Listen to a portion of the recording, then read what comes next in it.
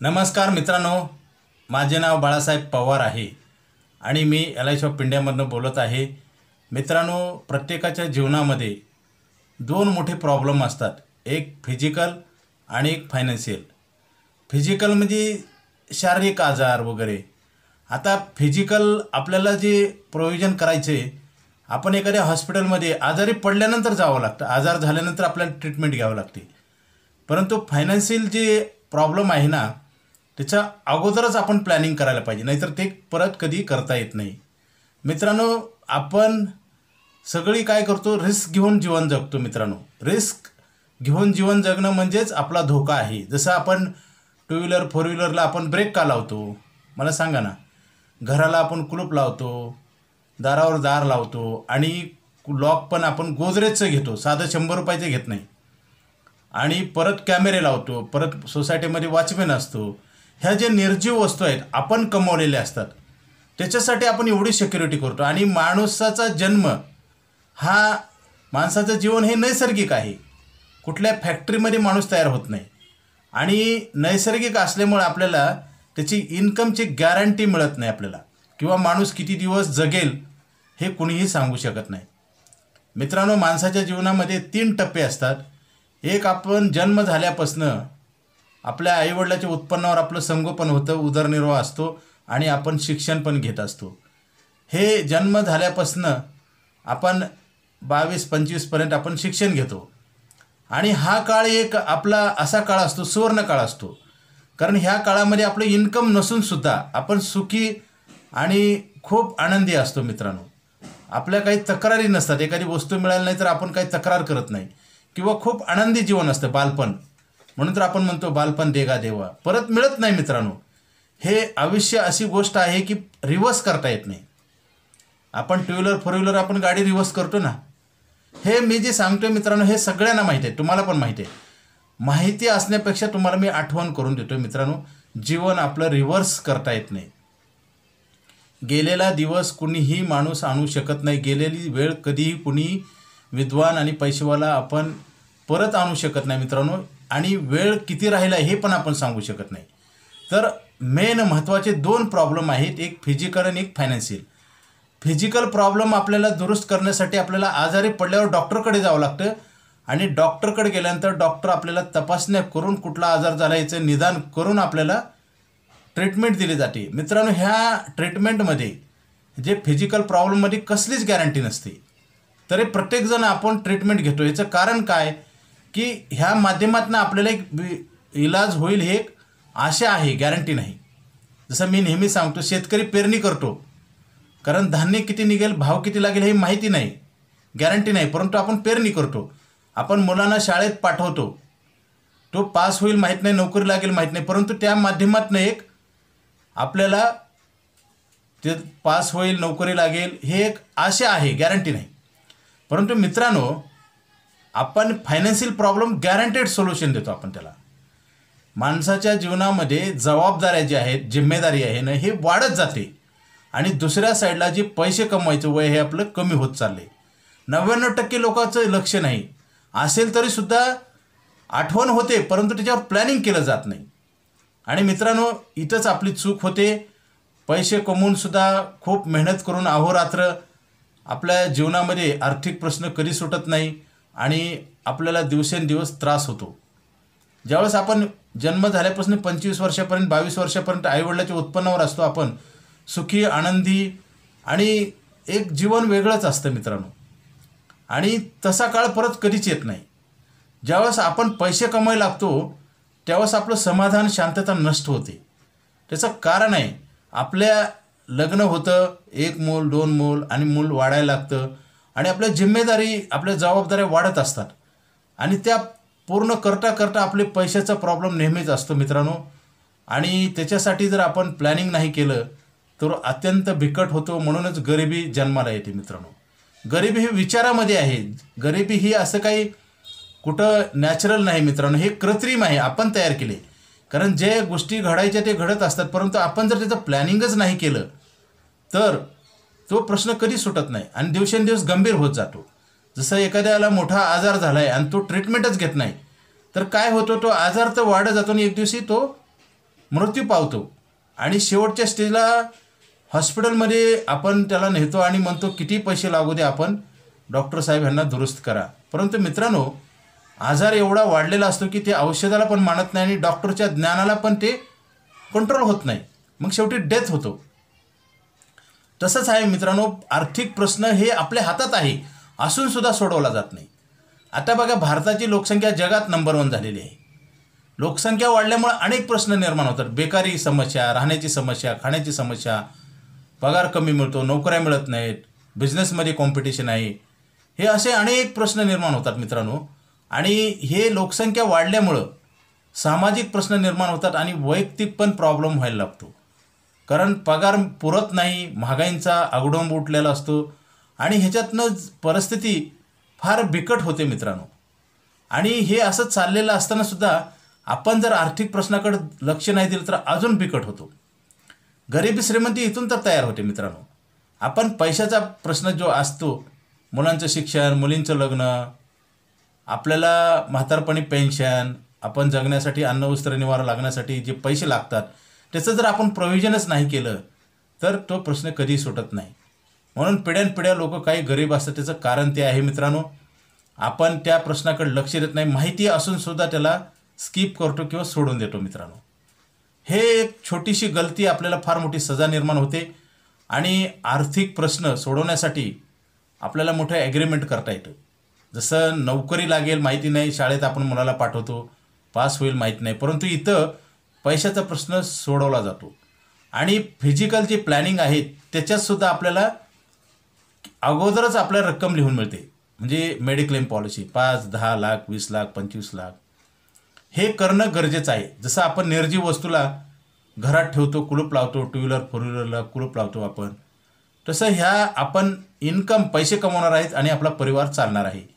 तर असं जर नाही केलं तर परत चान्स मिळत नाही. जसं विमानातनं पॅराशूट असेल आणि विमानाची दुर्घटना घडली तर काय होतं, पॅराशूटच्या माध्यमातून आपल्याला जिवंत राहता येतं. आता एक 4-5 दिवसापूर्वी लष्कराचे एक विमान कोसळलं, त्याच्यात 3 पायलट होते.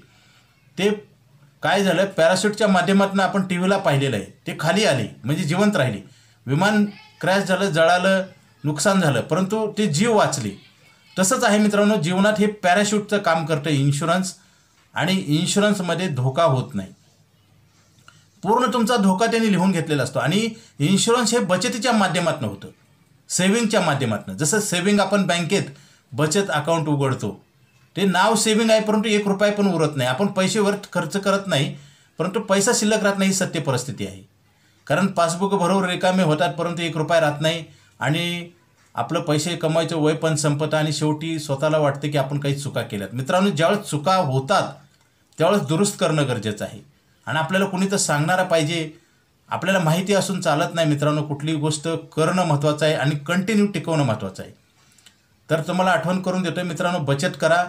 सर्वप्रथम आलेलं उत्पन्न आहे ना त्याच्यात बचत करावी आणि सक्तीची बचत पाहिजे, कंपल्सरी सेव्हिंग. आपण बँकेत करतो, पोस्ट, लिलाव, बीसी, साधी बीसी, सोनं चांदी, घर, जागा, जमीन, property, mutual fund, share market, SIP, ह्या जे गुंतवणूक आहेत हे वाईट नाहीत, परंतु इथं सक्ती नसते. आणि सक्ती नसल्यामुळं काय होतं, आपलं अचिव्हमेंट होत नाही. आपण टार्गेट ठरवलं पाहिजे ना. जर मुलाला आपण शाळेत पाठवतो, इंग्लिश मिडियमला आपण त्याचं ॲडमिशन घेतो आणि कधीही मुलाला आणायला जातो का आपण, त्याचे रेग्युलेशन नियम पाळतो ना. जर आपलाच मुलगा आपणच पैसे भरतो परंतु आपल्याला कधी पण ते शाळेतनं घरी आणता येतं का मित्रांनो. मग शिस्तीचं पालन केलं तर त्याच्यातनं फायदा होतो. तसंच आहे मित्रांनो, आपण पैसे कमवतो आणि संपवतो असं जर केलं तर आपलं दिवाळं आपण काढल्यासारखं होईल. आणि हे कळायला वेळ लागतं. आणि 25व्या वर्षी माणूस पैसे कमवायला लागतो आणि त्याच्या जबाबदाऱ्या हळूहळू वाढायला लागतात. आणि सुरुवातीच्या काळामध्ये खर्च कमी असतो, परंतु आपल्याला समज नसल्यामुळे समय आणि समज ह्या दोन्हीचं कॉम्बिनेशन फार महत्त्वाचं असतं मित्रांनो. बऱ्याच वेळा समय असला तरी समज नसते आणि समज आली तर समय निघून जातो. ह्या महत्त्वाच्या गोष्टी आहेत. आणि आपल्याला समज नसल्यामुळं आणि काय होतं, पैसे येतात, समय असतो भरपूर, परंतु आपले पैसे खर्च होतात. आणि जेव्हा जबाबदाऱ्या आपल्या अंगावर मुलं बाळं होतात, ते मोठे व्हायला लागतात, तेव्हाच आपल्या लक्षात येते की आपण चूक केली.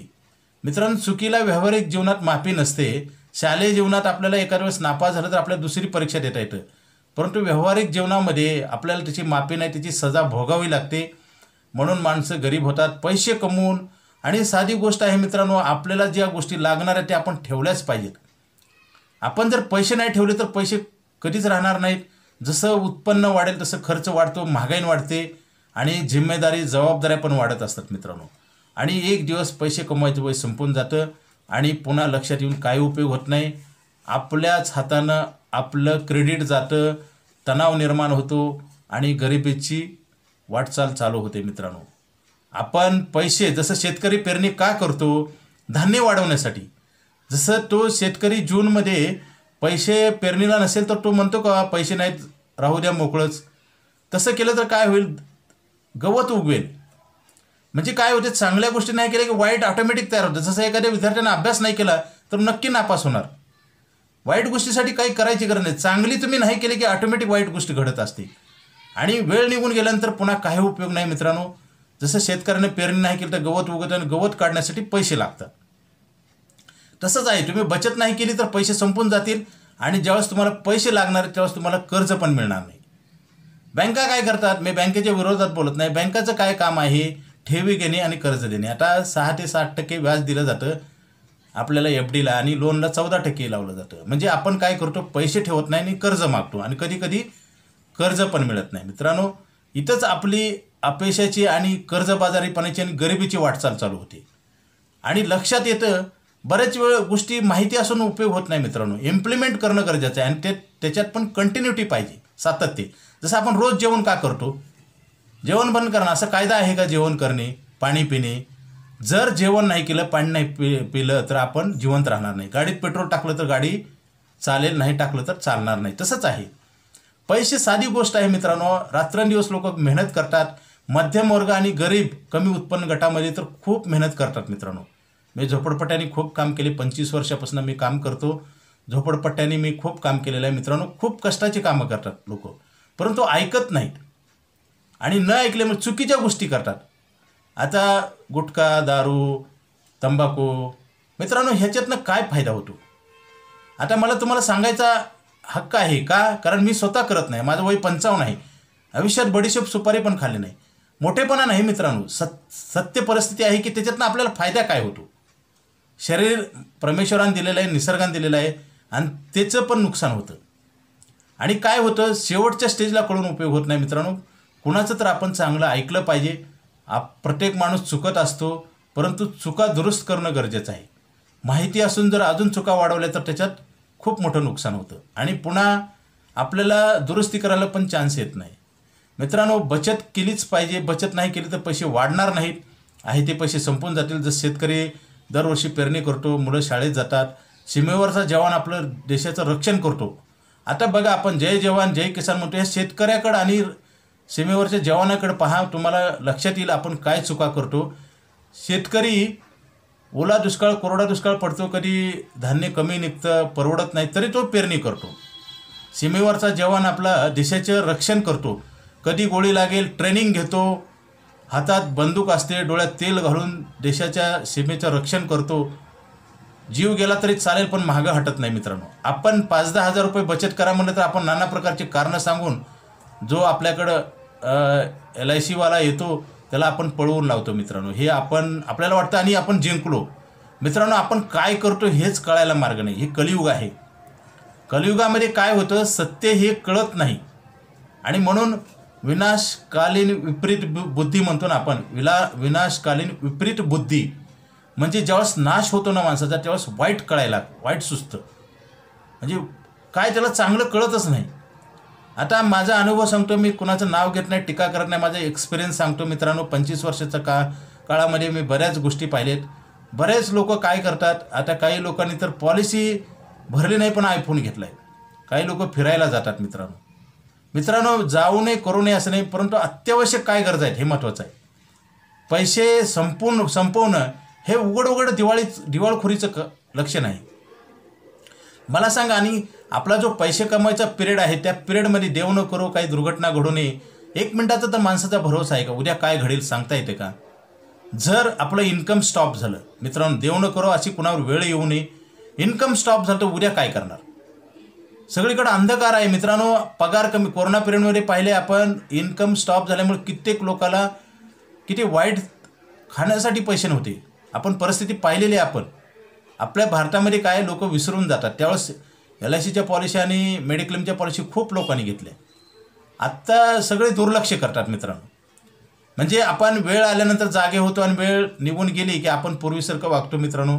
ह्याच्यामुळेच प्रॉब्लेम येतो जास्त. कारण सत्य, चांगल्या गोष्टी अशा टिकवल्याच पाहिजे आणि स्वतःच्या हितासाठी असतात, आपल्या कुटुंबासाठी असतात. महत्त्वाचं आहे. आणि काय होतं, आपण 22-25 वर्षापासून पैसे कमवायला लागतो आपण आणि वयाच्या 60व्या वर्षी आपलं इन्कम स्टॉप होतं किंवा कमी होतं. खर्च वाढत जातो. माणसाच्या पैसे कमवायचा एक पिरियड असतो, परंतु खर्च हे जन्म झाल्यापासून मृत्यूपर्यंत असतो आणि मेल्यानंतर पण असतो. श्राद्ध वगैरे करतात ना त्याच्यासाठी. आणि जन्म होण्याच्या अगोदर ट्रीटमेंट घेतली जाते ना मुलाची. गरोदर स्त्री असल्यानंतर ट्रीटमेंट आपण घेतो का नाही, त्यावेळेस पैसे लागतात का नाही.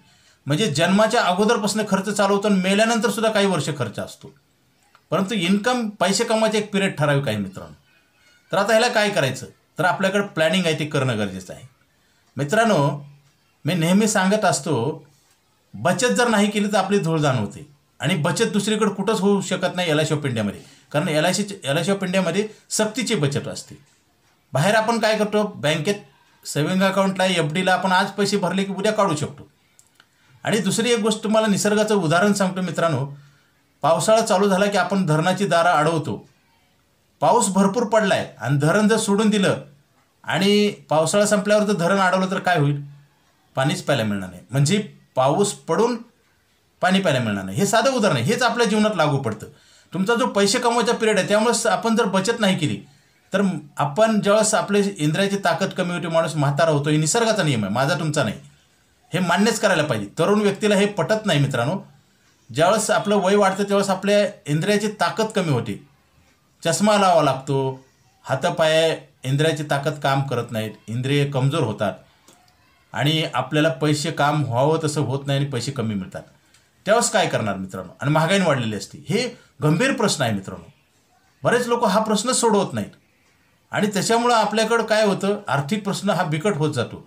आता कर्जबाजारी होणं, परत सुसाईड करणं, हे गोष्टी का घडतात, BP शुगर होणं, कारण आपण प्लॅनिंग वेळेच्या वेळा करत नाही. आपण जबाबदारीचं ओझं घेऊन आपण जीवन जगत असतो मित्रांनो. आपण त्याचं पार्किंग कुठं करत नाही त्या ओझ्याचं.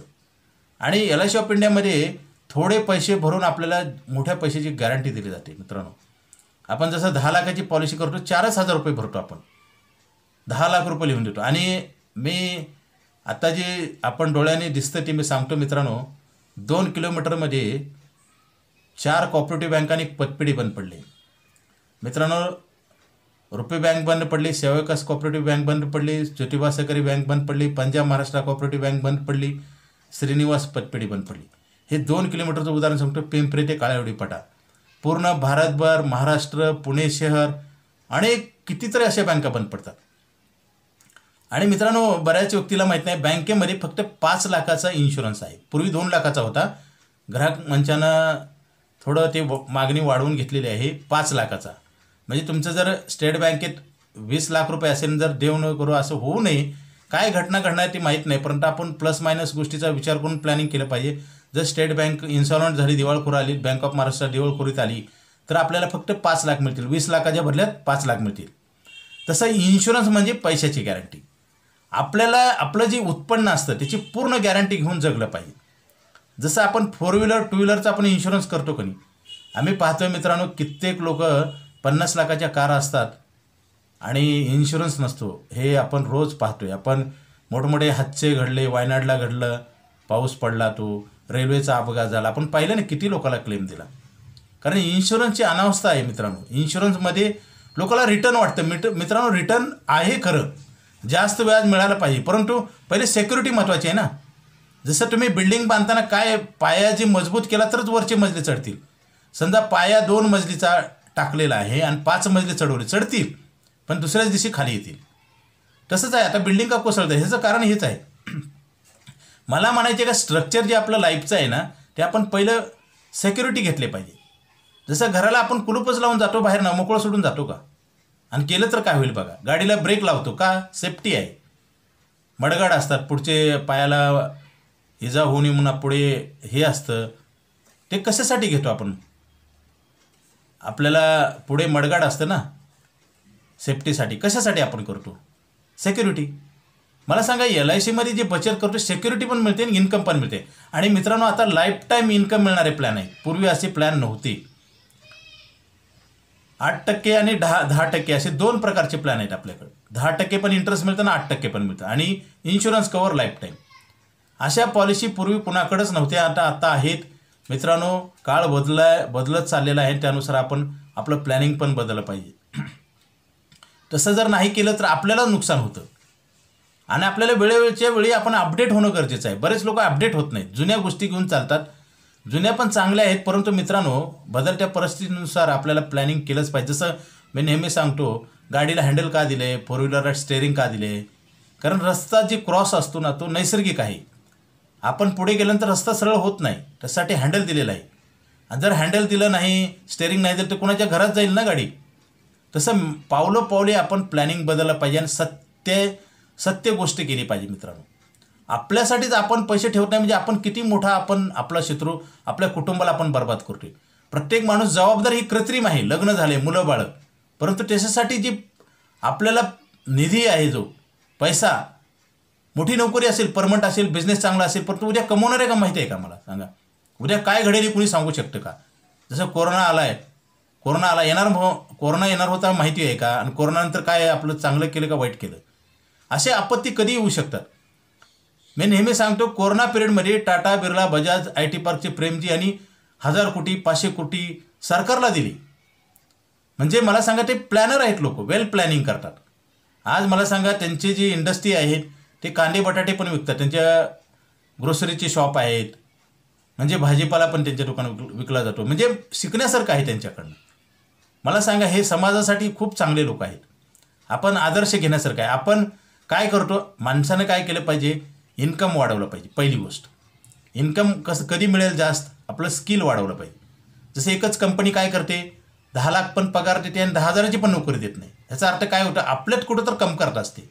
आपलं स्किल, नॉलेज वाढवलं पाहिजे. आपण मेहनत केली पाहिजे आणि नंतर आलेलं उत्पन्न हे पहिलं सुरक्षित केलं पाहिजे, रिझर्व केलं पाहिजे. जर आपण रिझर्वेशन नाही टाकलं इन्कममध्ये तर काय उपयोग नाही. तुम्ही काही लोक बघतो ना, आम्ही 2-2 लाख रुपये पगार आहे, सॅलरी, परंतु त्यांच्याकडे 10-20 हजार पण नसतात. म्हणजे ही अशी अवस्था का निर्माण होते? तुम्ही पैसे किती कमवता ह्याला महत्त्व नाही. जसं जेवण किती करतो महत्त्वाचं नाही, पचन महत्त्वाचं आहे.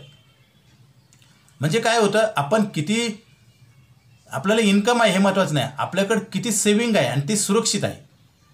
आपण जर असं नाही केलं तर आपल्याकडे उदाहरणं आहेत ना, A.K. Hangal, actor A.K. Hangal, रेमंडचा मालक सिंगानिया, विनोद कांबळी, सचिन तेंडुलकर सोबत खेळणारा माणूस, काय अवस्था यांची बघा.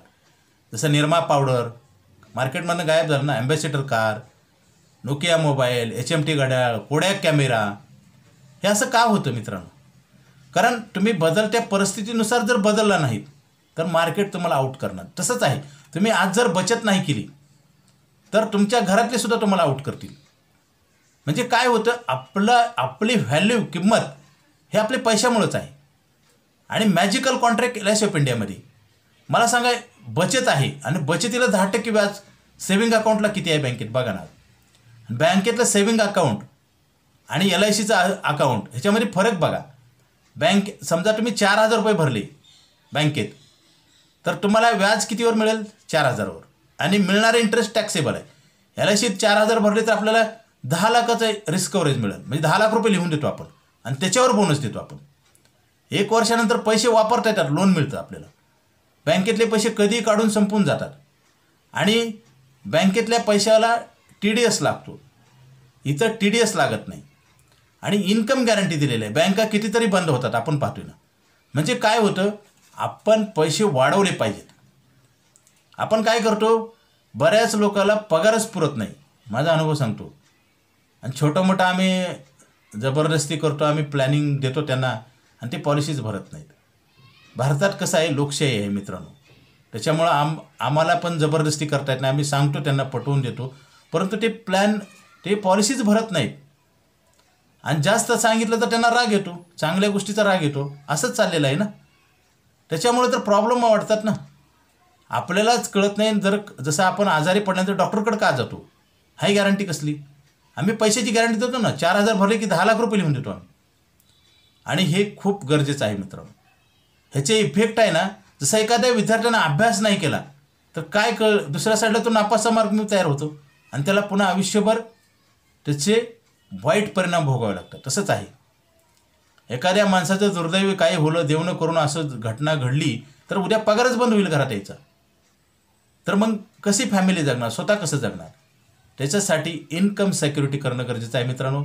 आणि मेडिक्लेम पण करणं गरजेचं आहे. कारण आजारी कधी पडेल माहीत नाही, किती खर्च लागेल माहिती नाही. आणि प्रॉब्लेम जर आला, एखादा मोठा आजार झाला तर परत पॉलिसी मिळत नाही. बऱ्याच व्यक्ती आम्हाला सांगतात 1 महिन्यानंतर पॉलिसी करू, 2 महिन्यानंतर करू. मित्रांनो, हे खोटं आहे. कारण उद्या तुम्हाला इन्शुरन्स मिळेल का हे कुणीही सांगू शकत नाही. माझ्याकडे 10-20 असे लोक आहेत मित्रांनो, त्यांना आम्ही पॉलिसी देऊ शकत नाही. कारण पॉलिसी घेण्यासाठी तुम्हाला तुमची पहिले हेल्थ चांगली पाहिजे, वयामध्ये बसलं पाहिजे आणि नंतर प्रीमियम आहे. हेल्थ वय वाढत जातं आणि 50च्या नंतर इन्शुरन्स कुठलाच निघत नाही. वय काही थांबवता येत नाही, हे आपल्या हातात नाही. आणि हेल्थ पण आपल्या हातात नाही मित्रांनो. म्हणून आपण सर्वप्रथम बचत करावी, नंतर खर्च करावं. सगळं उलटं होतं. बरेच लोक काय करतात, आलेले पैसे संपवतात, अगोदरच प्लॅनिंग करतात आणि संपून जातात आणि पैसेच राहत नाही त्यांच्याकडे. कळतं पण वळत नाही, अशी परिस्थिती आहे मित्रांनो. ह्याचं कारण आपले विचार. आपण नेहमी प्रगती कधी होते माणसाची, चांगल्या व्यक्तीच्या संपर्कात राहिलं पाहिजे तरच प्रगती होते, नाहीतर प्रगती होत नाही. म्हणून LIC ऑफ इंडियामध्ये लाईफ टाईम पैसे मिळणारा प्लॅन आहे. बचत करा, उशीर करू नका मित्रांनो. कारण उद्या आपल्याला हे प्लॅन मिळेल का नाही कुणीही सांगू शकत नाही. आम्ही प्लॅन देतो, परंतु त्याच्या जे कंडिशन आहे ते पूर्ण करायला पाहिजे. कारण हेल्थ जर चांगली नसेल, वय त्या प्लॅनमध्ये बसत नसेल तर आपल्याला तो प्लॅन मिळणार नाही. सेविंग करणं खूप गरजेचं आहे. पैसे कमवायचा पिरियड ठराविक आहे. काही काळानंतर पैसे कमवता येत नाही आपल्याला. माणूस म्हातारा होतो, हा निसर्गाचा नियम आहे. जसं मी म्हणलं, धरणाची दारं कधी अडवली पाहिजेत, पाऊस चालू झाल्यानंतर. पावसाळा फक्त 4च महिने असतो, परंतु 12 महिने पाणी प्यायला लागतं. अगदी तसंच आहे. आपण पैसे कमवायचा एक पिरियड असतो, त्या पिरियडमध्ये जर बचत नाही केली तर पुन्हा लक्षात येतं, समजतं, परंतु काही करू शकत नाही. त्यासाठी वेळेतच बचत करणं गरजेचं आहे. Okay, thank you.